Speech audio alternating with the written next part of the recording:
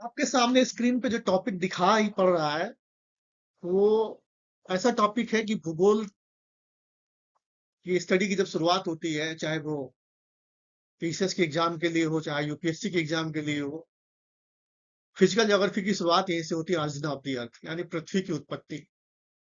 ये टॉपिक न केवल प्रतियोगी परीक्षाओं के लिए महत्वपूर्ण है,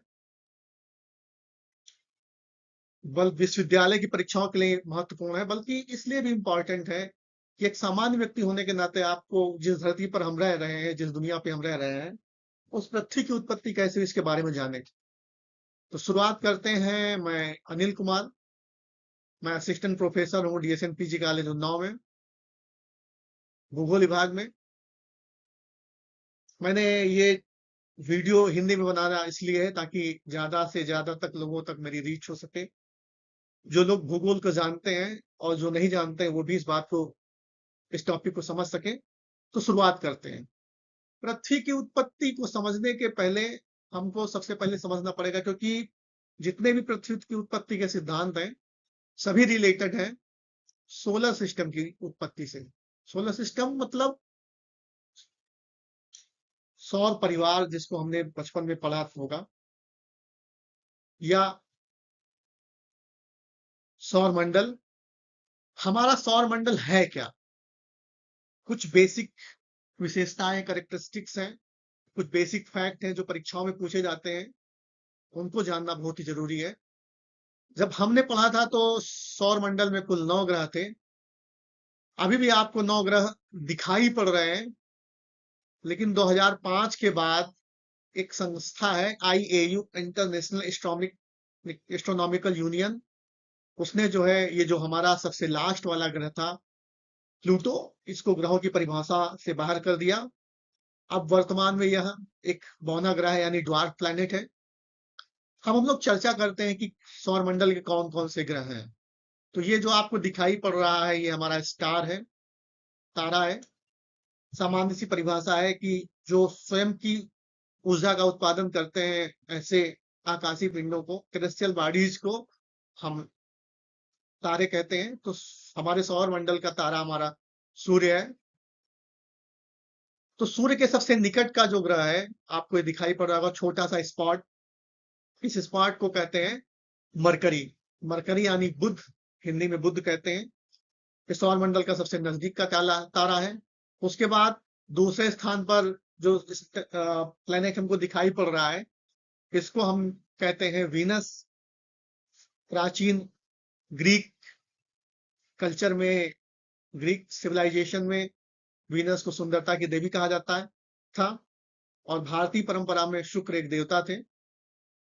तीसरा जो हमारा प्यारा ग्रह है, हमारा घर पृथ्वी। उसके बाद मार्स यानी मंगल।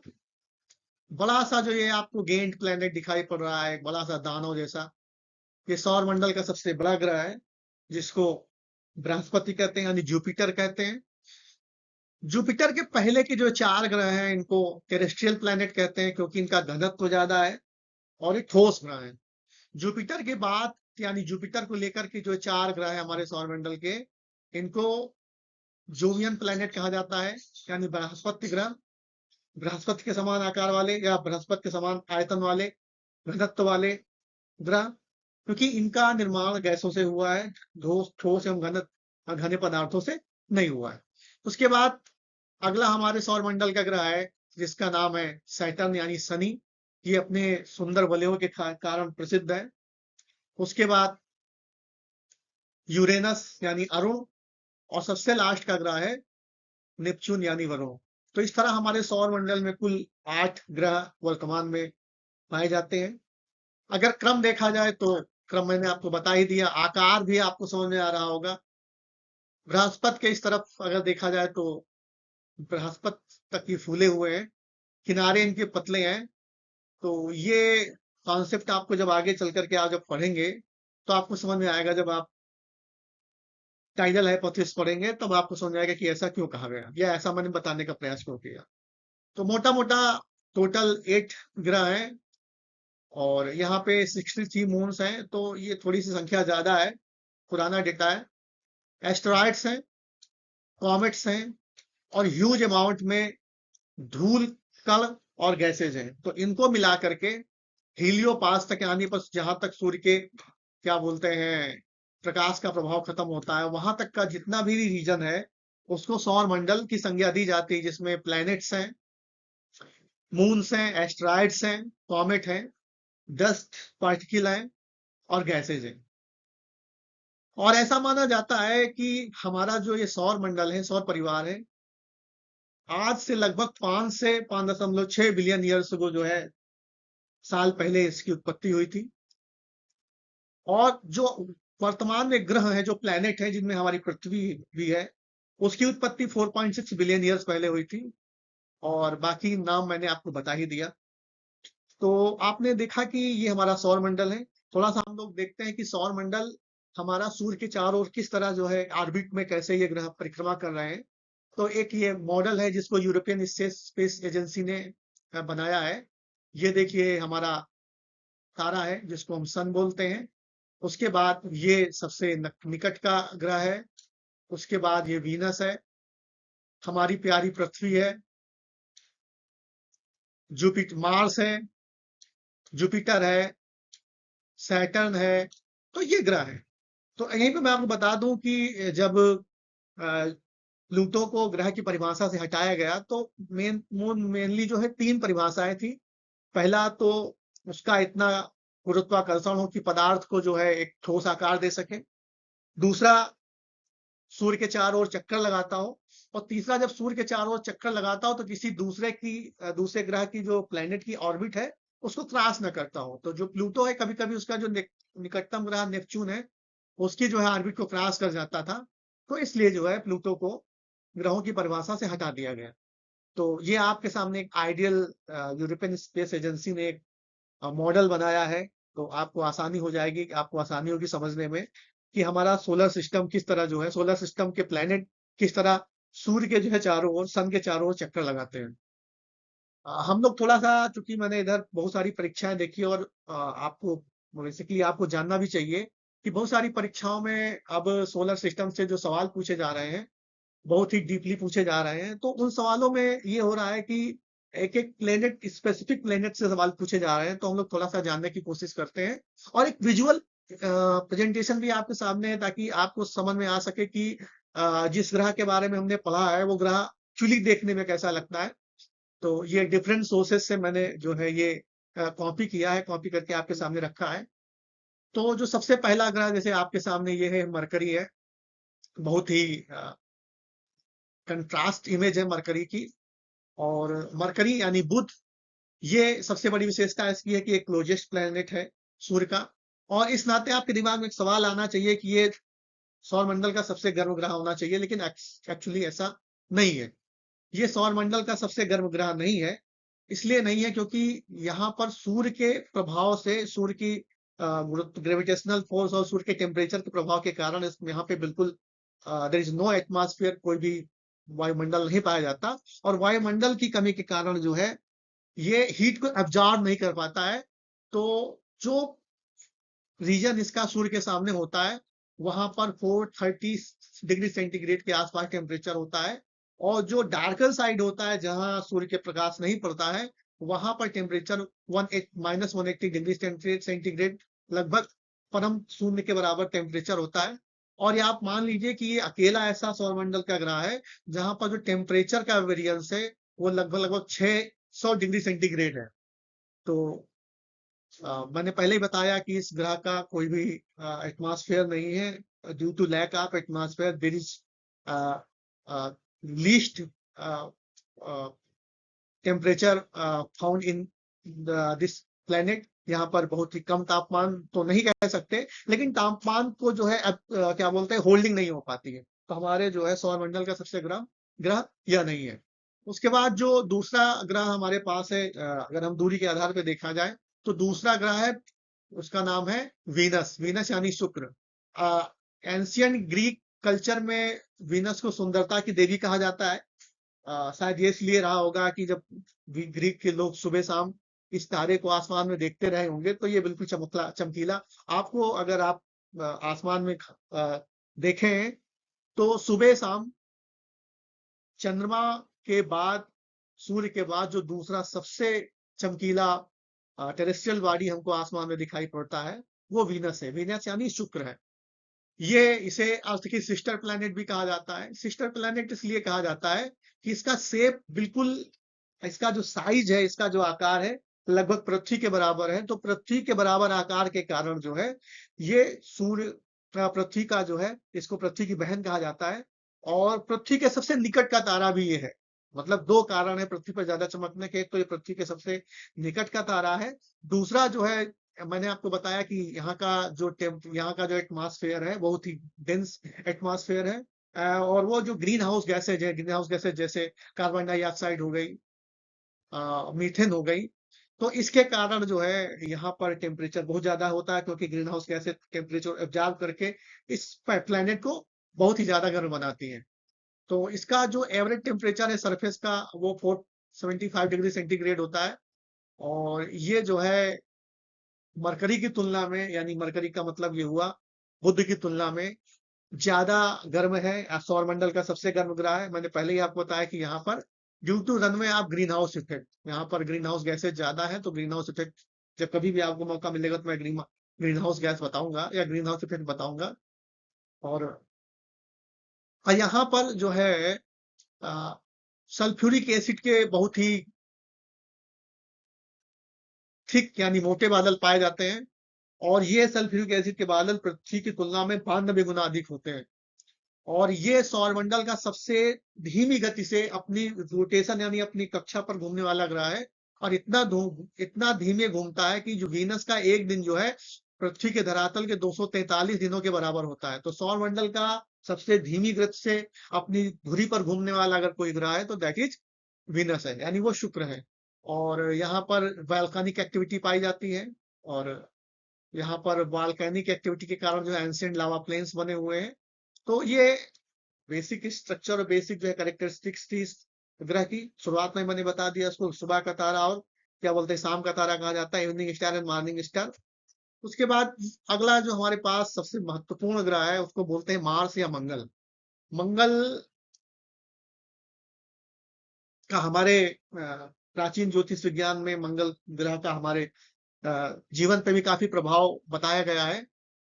और इसका जो रेड कलर है, आप देख रहे होंगे, अगर मैं इसको घेर रहा हूं, ये पूरा का पूरा प्लेनेट आपको लाल कलर का दिखाई पड़ रहा है। और इसका जो लाल कलर है, वो कारण है उसका रस्टी आयरन ऑक्साइड। यहाँ पर रेड ऑक्साइड या आयरन ऑक्साइड की मात्रा जो है यहाँ पर ज्यादा पाई जाती है। यहाँ की जो सतह है, सतह की चट्टानों में आयरन ऑक्साइड की मात्रा या रेड ऑक्साइड की मात्रा ज्यादा पाई जाती है, जिसके कारण जो है ये ग्रह जब सूर्य की किरणें इस पे पड़ती तो जो रिफ्लेक्ट होकर हमारी आंखों तक प्रकाश पहुंचता है, उस कारण जो है ये ग्रह जो है रेड या लाल दिखाई पड़ता है। इसका एटमॉस्फेयर भी थिन है, जैसे कि हालांकि बुध पे तो एटमॉस्फेयर ही नहीं था, लेकिन इसका एटमॉस्फेयर थिन है।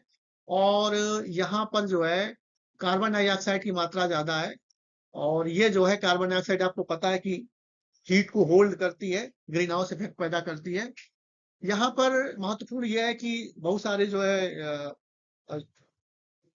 अभियानों से पता चला है कि यहाँ पर आइस कैप्स पाए गए हैं। और आइस कैप्स के साथ साथ जो है यहाँ पर वाटर के एविडेंस पाए गए हैं। और इसमें CO2 और आइस पाई गई है। और यहाँ पर एंशिएंट लिक्विड वाटर रिवर्स के और लेक्स के भी जो है जो जियोमॉर्फोलॉजिकल एविडेंसेस पाए गए हैं, जो सैटेलाइट इमेजेस से और जो वहां पर रोवर्स वगैरह भेजे गए हैं, उन्होंने जो इमेजरी भेजी है, उसके एनालिसिस के आधार पर पता चलता है कि यहाँ पर कभी पानी रहा होगा। तो यहाँ पर जो महत्वपूर्ण भेजे गए हैं एक्सप्लोरेशन मिशन, उनमें से जो है रोवर्स, जिसमें क्यूरियोसिटी, परसेवरेंस और बहुत सारे जो है यहाँ पर प्राचीन जीवन के तलाश के लिए, जीवन के तलाश के लिए यहाँ पर जो है मानव अनमैन्ड मिशंस भेजे गए हैं।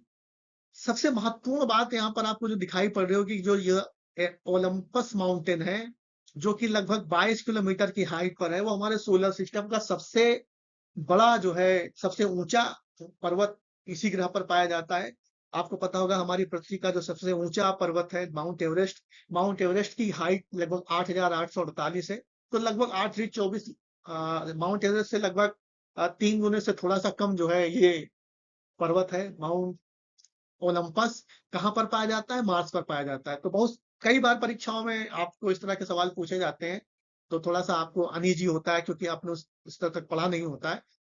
सबसे महत्वपूर्ण बात ये है कि फ्यूचर में जो है यहाँ पर मानव सहित यानी मैन्ड अ, मिशन लॉन्च किए जाने हैं जिसकी तैयारी भी चल रही है और मनुष्य फ्यूचर में यहाँ पर अपनी कॉलोनी बनाने का भी प्रयास करने जा रहा है। इस जो फ्यूचर में जो लॉन्च किए जाने मिशन उनके एक्सपीरियंसेस के आधार पर, उनके एक्सपेरिमेंट के आधार पर हो सकता है कि फ्यूचर में मंगल पर हम कोई ना कोई अपनी बस्ती बना लें। उसके बाद हमारे पास जो सबसे लास्ट मतलब नेक्स्ट जो प्लेनेट है, उस प्लेनेट को किंग्स ऑफ प्लेनेट कहा जाता है। यानी ग्रहों का राजा या ग्रहों का बादशाह। कहने में बड़ा अजीब टाइप का है। इसलिए कहा जाता है, ये शब्द इसलिए इस्तेमाल किया जाता है कि इसका आकार सभी ग्रहों में यानी जितने भी हमारे पास 8 ग्रह हैं, टोटल 8 प्लैनेट्स में सबसे ज़्यादा अगर किसी का आकार बड़ा है तो वो जुपिटर का है। इस कारण जुपिटर को किंग्स ऑफ प्लैनेट कहा जाता है। ये सौर मंडल का सबसे लार्जेस्ट प्लैनेट है और इतना प्लैनेट है कि अगर सभी ग्रहों को मिला दिया जाए तो इसके बराबर भी नहीं होंगे। और दूसरी बात सबसे महत्वपूर्ण ये है कि अपनी धुरी पर घूमने वाला है यानी जो रोटेशनल मूवमेंट है, सबसे ज्यादा रोटेशनल मूवमेंट में सबसे ज्यादा स्पिन करने वाला, अपनी धुरी पर सबसे ज्यादा घूमने वाला भी ये प्लेनेट है। और ये समझ लीजिए इतना तेजी से घूमता है कि 10 घंटे में यानी पर यहाँ पर जो दिन होते हैं 10 घंटे के, 10 घंटे में अपनी धुरी पर पूरा का पूरा एक चक्कर लगा लेता है। तो ये दूसरी इसकी विशेषता है। और यहाँ पर ग्रेट जेड स्पॉट आपको ये दिखाई पड़ रहा होगा, आइकॉनिक स्टॉर्म्स यहाँ पर आते हैं। यहाँ पर बहुत सारे आपको इमेजेस में दिखाई पड़ रहा होगा कि देखिए ये गैस का बिल्कुल गैस है जहाँ पर मूव कर रही है, वेस्ट टू ईस्ट मूवमेंट कर रही है। तो यहाँ पर अक्सर जो है बड़े बड़े बहुत ही तूफान आया करते हैं और ये गैस गेंट है जिनकी स्पीड लगभग 400 मील पर आवर अगर हम पृथ्वी की तुलना में करें तो 400 से लेकर 640 मील पर आवर से लेकर 600 मतलब 400 मील पर आवर या 640 किलोमीटर पर आवर की एवरेज उनकी स्पीड होती है। इसका निर्माण जो है हाइड्रोजन और हीलियम से बना है इस प्लेनेट का। इसीलिए इसको स्टार लाइक प्लेनेट भी कहा जाता है क्योंकि स्टार की भी कंपोजिशन हाइड्रोजन हीलियम से होती है। तो हम अगर आपसे किसी सवाल परीक्षा में पूछा जाता है कि कौन सा प्लेनेट है जिसको स्टार लाइक प्लेनेट कहा जाता है, तो स्टार लाइक प्लेनेट बृहस्पति यानी जुपिटर को कहा जाता है। और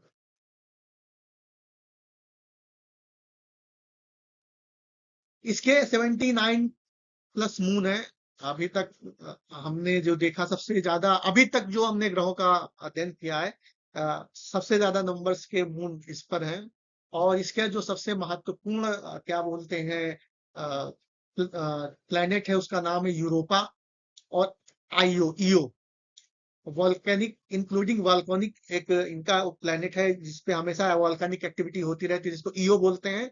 और ओशियन हार्बरिंग और ऐसा क्या बोलते हैं क्या बोलते हैं सैटेलाइट है, सॉरी मैंने प्लेनेट बोल दिया, सैटेलाइट है जिसको जो है यूरोपा बोलते हैं। तो यूरोपा में जो है ओशियनिक सरफेस है और वहां पर पूरा का पूरा समुद्र पाए जाते हैं और ईओ पर जो है वॉल्केनिक इरप्शन या वॉल्केनिक एक्टिविटी पाई जाती है।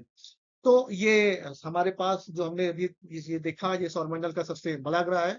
उसके बाद हम लोग अगला ग्रह देखते हैं। आपने इसके बारे में बहुत सारी बातें सुना होगा, शनि की 7.5 लेकिन एक्चुअली में ज्योतिष शास्त्र जो भी कहता हो लेकिन टेक्निकली अगर हम देखा जाए तो अगर हम सैटेलाइट से या क्या बोलते हैं हमारे पास अगर नॉर्मल जो है टेलीस्कोप है अगर पृथ्वी पर चाहे तो इस ये ग्रह हमको दिखाई पड़ता है। लास्ट प्लेनेट है जो पृथ्वी के धरातल पर नॉर्मल सैटेलाइट से दिखाई ना में टेलीस्कोप से दिखाई पड़ता है।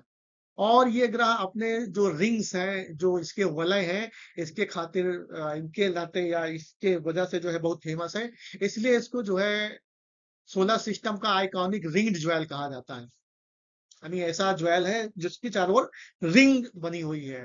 तो इसकी अगर कुछ रिंग के बारे में जाने तो रिंग जो है जिसका निर्माण जो है आइस से, रॉक से, डस्ट से यानी डस्ट पार्टिकल से हुआ है और जिनका लगभग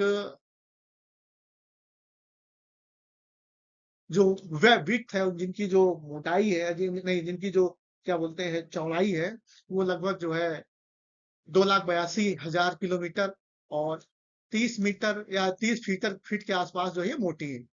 तो ये मैंने पहले ही बताया कि जो ऐसा प्लेनेट है जो अर्थ से जो है नॉर्मल टेलीस्कोप से आपको दिखाई पड़ सकता है, दिखाई पड़ता है। ये भी एक गैस गेंट है, गैस जांट है जिसको गैस दानव बोलते हैं, और ये सेकंड लार्जेस्ट प्लेनेट है हमारे सौरमंडल का। इसका भी निर्माण क्या बोलते हैं हाइड्रोजन और हीलियम से हुआ है, और इसकी भी नो सॉलिड सरफेस, यहाँ पर भी कोई सॉलिड सरफेस नहीं है, कोई ठोस धरातल से इसका निर्माण नहीं हुआ है। एटमॉस्फेयर इसका डायनेमिक है, जहाँ पर बहुत ही ज्यादा तीव्र गति से हवाएं चलती हैं, और इसका जो नॉर्थ पोल है वो हेक्सागोन का जो है शेप का है। यहाँ पर क्लाउड पैटर्न पाए जाते हैं जो कि पृथ्वी की तुलना में या पृथ्वी से ज्यादा बड़े हैं। और सबसे महत्वपूर्ण बात यह है कि यहाँ पर अभी तक 146 जो है सैटेलाइट या मून इसके ढूंढे जा चुके हैं। तो एक नया फैक्ट आपको पता चला कि सैटर्न यानी शनि हमारे सौरमंडल का सबसे ज्यादा उपग्रह वाला प्लेनेट है, और इसका जो थिक एटमॉस्फेयर है जो कि लिक्विड मीथेन की जो है से बना हुआ है, और इसके एक्सप्लोरेशन के लिए बहुत सारे उपग्रह भेजे गए हैं या बहुत सारे जो है मिशन भेजे गए हैं। तो क्या बोलते हैं बहुत सारे यान भेजे गए हैं, बहुत फेमस है जैसे इसमें पायनियर 11। कई बार पूछा जाता है कि पायनियर 11 मिशन किसके लिए लॉन्च किया गया था। वॉयेजर, कैसरी बहुत ही फेमस मिशन था। तो ये जो है इसके लिए भेजी गई है, क्या बोलते हैं बहुत सारे मिशन भेजे गए हैं अनमैन्ड। और देखा जाए तो इसको जो है अपनी स्पेशल जो इसके रिंग्स है जो मैंने आपको बताया, इन रिंग्स के वलय के कारण जो है इसको जो है सौरमंडल के बहुत ही विशिष्ट ग्रहों में माना जाता है। और जैसा शनि की साढ़े साथी तो आपने सुनी होगी इंडियन मिथोलॉजी में। उसके बाद अगला जो हमारे पास ग्रह है उसका नाम है यूरेनस, जिसको हिंदी में अरुण कहा जाता है। साइड बेस प्लेनेट कहा जाता है, मतलब इसको लेटा हुआ ग्रह कहा जाता है। लेटा हुआ ग्रह क्यों कहा जाता है? क्योंकि ये जो है अपने क्या बोलते हैं अपने एंगल पर लगभग 100 डिग्री के आसपास झुका हुआ है। 97.8 डिग्री टिल्ट है। इस कारण इस ग्रह को जो है लेटा हुआ ग्रह कहा जाता है। और जिस कारण जो है यहाँ पर 21 साल का सीजन होता है, जैसे हमारे पृथ्वी पर 12 महीने के अंदर पूरा सीजन खत्म हो जाते हैं, क्योंकि हमारी पृथ्वी सूर्य के पूरे पूरे सूर्य का जो परिक्रमण करती है वो जो है अ, एक साल में करती है, 365 दिन में करती है। ये 21 वर्ष में करता है। कारण ये है कि पृथ्वी ये सूर्य से काफी दूर है। तो इसका जो यहाँ पर जो है pale blue green methane gas यहाँ पर पाई जाती है। और यहाँ इसके जो है टोटल 27 मून्स हैं। तो सबसे ज्यादा मून्स हमको कहाँ पे दिखाई पड़ा? सैटर्न के, उसके बाद दूसरे नंबर पे बृहस्पति है, और तीसरे नंबर पे मून्स की अगर संख्या देखी जाए तो यूरेनस है। तो कभी किसी सवाल किसी परीक्षा में पूछा जा सकता है कि तीसरे नंबर पे मून्स वाला प्लेनेट कौन सा है, तो आपको ये आइडिया होना चाहिए। और इसके जो है अ, जो मून्स है इस महत्वपूर्ण नाम उसमें मिरांडा का है, और वोयेजर 2 यहाँ तक पहुंच चुका है। इसने जो है यहाँ पर बहुत सारे स्टार को जो है और लिक्विड क्लाउड्स को जो यहाँ पर रिकॉर्ड किया है। तो ये जो है हमारे, और इस ग्रह की शुरुआत खोज जो है 1781 में विलियम हर्शल ने की थी। हर्शल का नाम आपको जब आप थोड़ा सा सर्च कीजिएगा कि विलियम हर्शल का नाम उनके नाम पर बहुत टेलीस्कोप का भी नाम रखा गया है। उसके बाद हमारे सौरमंडल का सबसे लास्ट ग्रह है, सबसे अंतिम ग्रह है, जिसका नाम है नेपच्यून, यानी इसको वरुण कहा जाता है। ये सबसे दूर का ग्रह है। नेपच्यून सबसे दूर का ग्रह है, और ये अब सबसे जो है दूर का ग्रह है। क्यों है? मैंने आपको शुरुआत में बता दिया कि प्लूटो को जो है ड्वार्फ प्लैनेट कहा जाता है, ग्रहों की परिभाषा से बाहर कर दिया गया है। इसको विंड किंग कहा जाता है। यहाँ पर फास्टेस्ट, सौरमंडल की जो सबसे ज्यादा तेज गति से चलने वाली हवाएं हैं वो यहाँ चलती हैं। लगभग 2000 किलोमीटर पर आवर की स्पीड से यहाँ पर हवाएं चलती हैं। तो एक नया फैक्ट आपको पता चला कि सौरमंडल पे सबसे ज्यादा तीव्र गति से हम चलने वाली हवाएं कहाँ पर पाई जाती है? नेपच्यून पे पाई जाती हैं। यहाँ पर ग्रेट डार्क स्पॉट पाए जाते हैं, जो कि वोयेजर 2 यान के द्वारा जो है देखे गए थे। अब वो एक्टिव नहीं है। आइस गेंट ये भी है, और जिनका निर्माण मोस्टली जो है वाटर से यानी जल से, मीथेन से, अमोनिया से, आइस ओवर राखी को। टाइटन इसका जो मून है टाइटन है, और बहुत ही फेमस है Titan. Geyser erupt nitrogen from its frozen surface. इसकी जो जमी हुई सतह है उससे जो नाइट्रोजन के, जैसे आप पृथ्वी पर गीजर्स होते हैं, गर्म जल के स्रोत होते हैं, वैसे यहाँ पर भी जो है गीजर्स निकलते हैं। और 1846 में इसकी खोज जो है अ, की गई थी। और अगर इसके की कॉन्सेप्ट या की विशेषताओं के बारे में कहा जाए तो एक डार्क विंडी आइस जायंट है with extreme weather and moon that spews. तो अभी तक हमने टोटल आपको 8 ग्रह हैं उनके बारे में बताया। और इसको बताना इसलिए महत्वपूर्ण था कि जब तक आप सोलर सिस्टम को नहीं समझोगे अच्छे से, तब तक origin of the solar system या ऑरिजिन ऑफ द अर्थ आपको समझना थोड़ा कठिन होगा। तो नेक्स्ट लेक्चर में हम सीधे पृथ्वी की उत्पत्ति से संबंधित या सौर मंडल की उत्पत्ति से संबंधित जो भी सिद्धांत है उस पर चर्चा करेंगे। धन्यवाद।